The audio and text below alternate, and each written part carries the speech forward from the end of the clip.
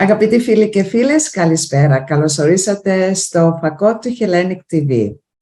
Σήμερα φιλοξενούμε την κυρία Σόνια Αντωνίου, η οποία είναι η συν-πρόεδρος της οργάνωσης, φιλανθρωπικής οργάνωσης Olive Branch Aid, το οποίο έχουν ένα μεγάλο στόχο, σκοπό, πάρα πολύ όμορφο και την ευχαριστούμε πάρα πολύ που είναι σήμερα μαζί μας για να μας μιλήσει για αυτό τον εξαιρετικό οργανισμό. Good evening, Sonia. Thank you so much for being with us today because, this is so important what you are doing. It's an excellent mission and well done. Congratulations. If we start, if you can tell us a bit about, to give us an overview of Olive Branch Aid's mission and the work the organization is involved in. Okay. Olive Branch Aid is a small but well-established organization. We set up as a response to COVID. Our roots are steeped in the Greek Orthodox Church, and our mission really is to provide food aid to people and basic supplies to those who need it most. We don't just supply food, it's things like toiletries and cleaning products, but also some clothing items and some furniture if they need it, where we can support that type of things. We set up the charity really when we saw that during the COVID times, we had a lot of friends and neighbours in the local areas that were struggling and they had many difficulties. So that's when we started, and we found that actually people were still in difficulties, and they are still now. Through the energy crisis, food banks are required, and what we do is a service that is ongoing. What we need to do and what we supply, the different services that we supply, are expanding. So we are an established now charity, so we continue with our work and our services. Excellent. And you had an event recently in May. Was it like to mark the start of this organization, which I was invited thanks to Anastasia Spanopoulou. I think she kindly invited me, but unfortunately I couldn't attend because I was abroad. So can you tell us a bit about this event, please? We had our opening in the new premises, which is down the road from St. Lectarios Church, which is where we originally set up the food bank in March 2020. We are now, through a generous donation, in our own premises. So what we've done is we are able to offer more services to people.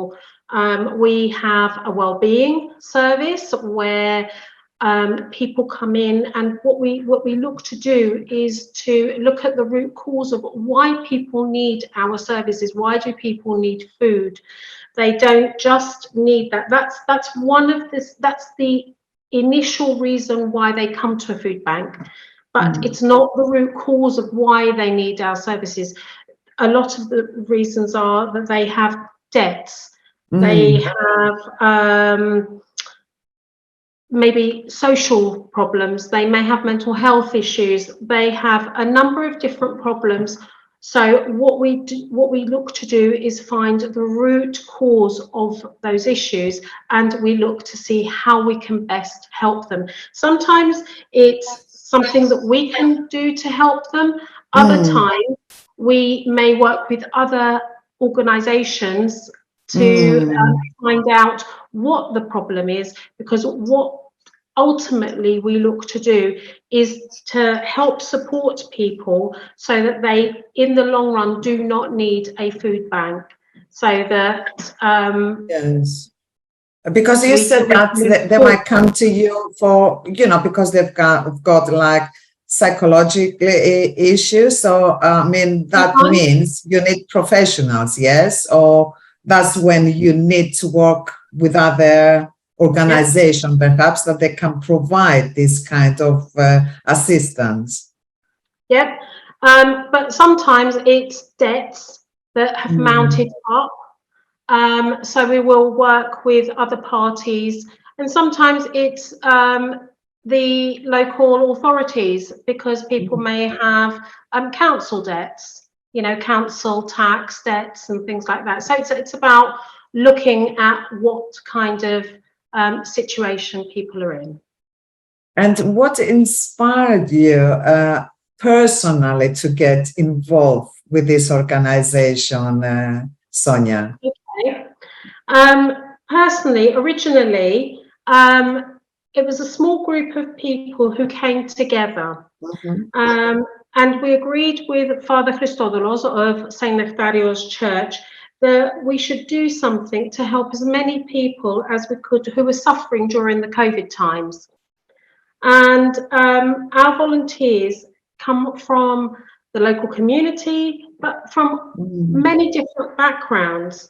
And we asked them why they would volunteer and what we should do in order to help people.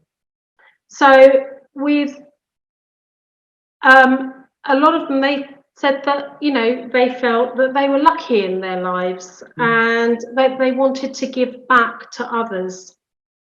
So, for some people, though, they said that, that yes, it helps them, like makes them feel happier by helping, others, as you said, if they feel blessed, yes. Or some people had said that their parents had actually had hard times when they were growing up, and, it was their way of giving back.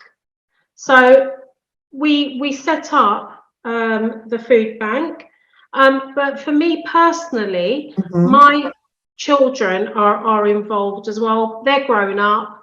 I have a little bit more time. So, for me personally, I have a very supportive family, so I can dedicate, my time. Your time, which is precious, really. Well done. To Olive Branch Aid, and, we can see how we can move the charity forward and what we can offer and expand in the different services that we can offer people. I'm sure you do come across some challenges. So what would you say are the major challenges that Olive Branch Aid faces in achieving its goals, and how do you address them? Okay. Well, we always need more donations. Okay. We have many enthusiastic volunteers who are very keen to help us and, help to grow the charity. But we can always use more help and more donations. These come in very different ways and manners. For some people, they donate online. Some people make food donations. People donate their time. For us, it's vital that we monitor our impact and that we make sure that we can actually deliver what we promise. We don't want to overpromise. Yes. Most of all, what we offer isn't going away. What people need from us is consistency. People need to know that when we make a promise that we're going to deliver a service, that it's going to be there. What we also don't want to do is open our doors and sort of say, right, we can take on anybody and everybody, and then find that we don't have enough food to help anybody and everybody that comes through the door. So what we do is we help X number of people because we know we have enough food for, say, 300 people, 500 people, because we can then support those people for a period of time. And that's, you know, what we know we can do. And that's about the challenge that we face. Sure. So, Sonia, the people in need, you know, that, you know, they need your help. Do they just turn up? Do they get in touch with you via email, telephone, or they can just turn up and ask for your help? What happens is we work with a number of different agencies. So we work with local authorities. We work with the NHS, social services. We work with other organisations that are council-based, that send us referrals. We work with schools. So we are piloting sort of some direct referrals from some of these schools, so for the summer period, so that people can come up to us and approach us directly. We work with 5 schools at the moment, and we're looking to speak to a couple of others. Now that we've moved into another area, we're going to approach a number of different schools there, and also the council that runs a couple of the blocks that are near us. So we're expanding the services that we're offering. So it's not a system where people just, just come and knock on the door. Although we would talk to people, of course, but that's not the system that we offer. There are others that run a homeless charity. That's not what we do. That they come to us. We do take homeless people, but it comes via a referral system. Okay, and regarding volunteers that are happy to offer the time, what can they do? How can they help? They can email us.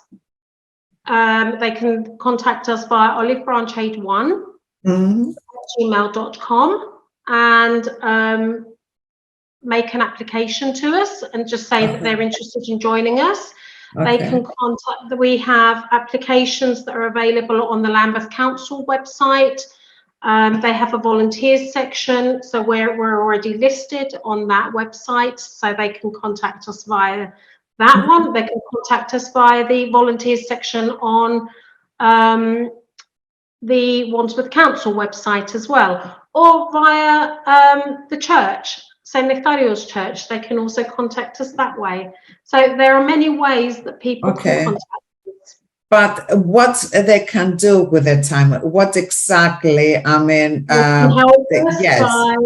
yes, they can. We need volunteers who do stock checking, packing parcels, volunteering with our wellbeing services. We also have a teacher who provides language lessons, which is a very new thing that's just started up. We also need volunteer drivers. So there's many different roles that people can participate in at the food bank. So we're going to start sort of needing more and more people in terms of administration and things like that as well. And how often, I mean, if someone is prepared to offer like 3 hours a week, is this okay? Or do they have to do it regular? I mean, like every day or 3 times a week? How does it work? That people can offer as much or as little time as it works for them. We are absolutely flexible. So we work with individuals in terms of how much time they have to spend. It really isn't about people overcommitting. It's volunteers. It's voluntary. So if somebody says to us, do you know what, I can only do 2 hours every 2 weeks or 3 hours every month, that's absolutely fine. Excellent. That sounds great. That's better than somebody overcommitting and then finding they can't you know, they can't manage it. So it really is about what can somebody do? I mean, this is really good, because sometimes people, they want to try, but they feel they are concerned just in case they commit themselves, and then they just can't offer this, let's say 10 hours a week, and they can only do 2.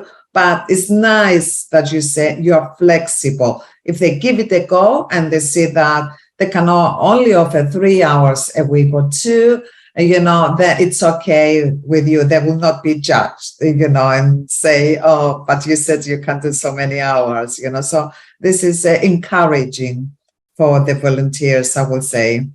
We're a really friendly group of people and very approachable. And, you know, it's about people just coming along, having a go. And sometimes it's about saying, do you know what? I've either got a holiday coming up, or I've got some personal commitments, and I might not be available for 2 months. That's fine.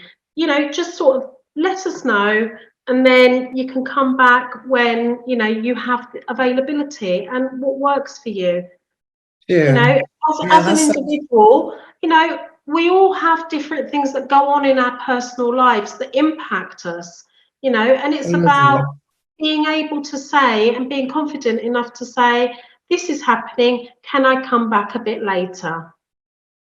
Sure. And can you describe a success story or a notable accomplishment of Olive Branch 8 that demonstrates the positive impact of the organization? Absolutely, absolutely.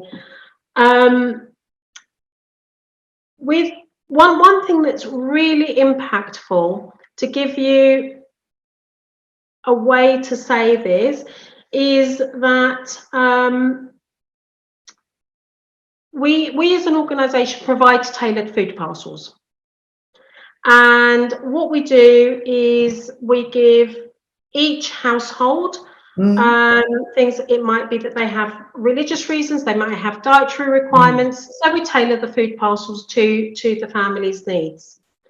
And in the last year, we fed the equivalent of 61,000 people for a day. So that's just giving you an idea of the amount that we have done in that last year. Our wellbeing service, which we've had running for the last 2 years, because this is the bit about why we are more than just a food bank. Sophie, who runs this service and does an absolutely fabulous job with it, this service has helped more than 50 families over the last year. And what it does is it's a service that sometimes may help somebody in 2 weeks, or it may take a whole year to sort of help with a case. So just to give you some examples, she's supported an elderly man to challenge an overpayment of rent, supporting a single mother to get rehoused at short notice, supporting a disabled single mother to claim council tax reduction, supporting a prison leaver to develop a clearer job goal. So that just gives you an idea of the kind of areas that, you know, this service has sort of helped people in the last year. So, Sonia, can people choose to help an individual? I mean, from the list you have, you know, different cases. Can I come and say, look, this little girl, you know, I feel really sensitive. I mean, can I help this little girl and offer what she needs? Or do you decide? You need to decide. No, what happens is our service users come to us with a problem, and these examples are our service users have come to us and explained their situation and their problem, and this is the solution that we've worked through with them to their particular problems. So those are examples of people's situations and how we've come to an outcome for those particular. That's only just to give you a bit of a sample of problems that people have faced and what's happened. Yes. From, you know, it's a big, yes. It's a big list, I can imagine, you know. Oh, the list is very, very long. These are just like four elements of that. Yes. How do you feel personally, I mean, dealing with these situations? Because you're in difficult situations daily, and I can feel that you are a very kind person. And do you think that affects you? Like when you go home, can you switch off? Or do you feel good? I mean, because you can look at it the positive way and say, look, yes, I know there is many people, you know, out there in trouble, but at least, you know, I'm doing something about it, and you sleep better. You feel good about yourself. Well, I think you do. Sometimes it can be harder to switch off than other times. You know, this is mainly Sophie's area of work, but you know, sometimes situations are more emotional than others. But when you get to the end of a situation, when you come to a positive outcome, it's very rewarding. And to find that you are able to support and help the service users, it's an amazing it's an amazing feeling. And I know that our volunteers all feel the same. They feel you know, a real sense of reward for the work that everybody does. It's a real team spirit at Olive Branch Aid. Everybody feels really energized by the kind of work that we do. No matter if it's packing a box of the food items that are going to go out to a family, or, you know, a hamper that's going to be packed.